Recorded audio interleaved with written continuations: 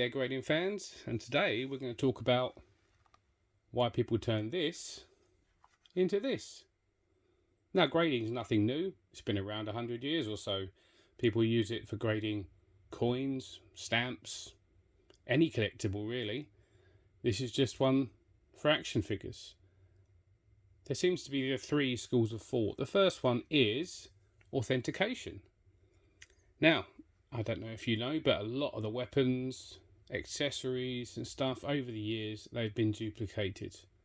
They've been knockoffs entering the market, and it's been harder and harder to tell what's real and what isn't. The ones that came in the 90s, they floated, they looked rough, but the ones that are coming out recently, they float.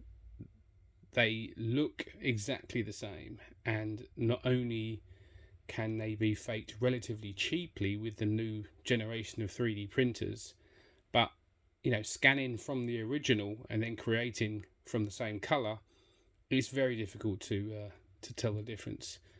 AFA, CAS and UKG all have multiple tests that they do on these to make sure that they're real before they put them in a case. The second reason is preservation. This is preserved inside an acrylic case, and I'll tell you, I have dropped these before and picked them back up with that wince. You don't really want to look because you see what sort of damage has happened. No damage whatsoever. The worst case scenario I've ever seen is a chip off the corner here. Can you see that there? That could have been catastrophic to a figure. It just causes slight damage to the case. The third reason is you get it archived. This number here is unique to this figure. Right there. You can look that up online. It will tell you these details, and it's there forever, archived.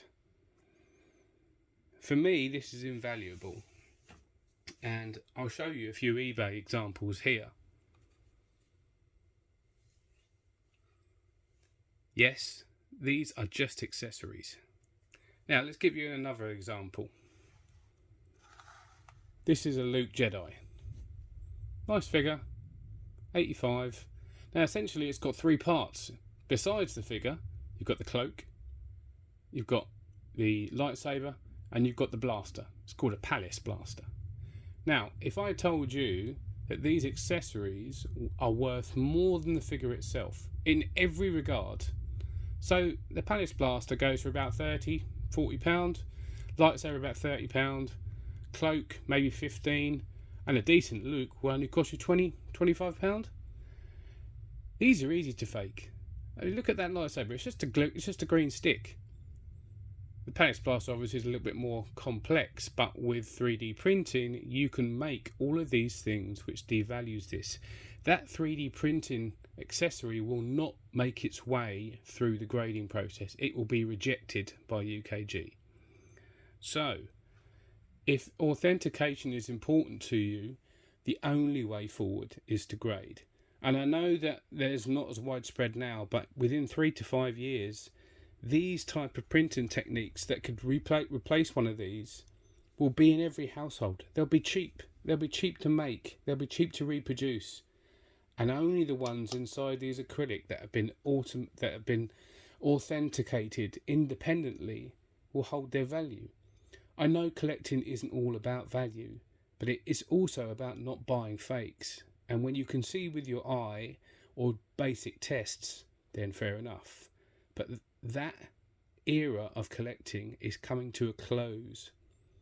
So for me, I no longer collect anything loose. It goes to the graders, or I sell it on for a better version, which will go to the graders. I'm not telling you to go to the graders now.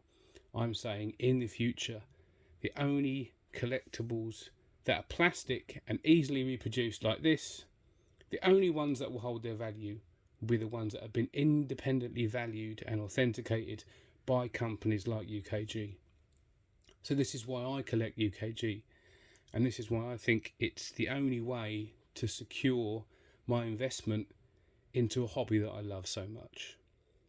I hope this has been helpful for you, and until next time, ta-ta!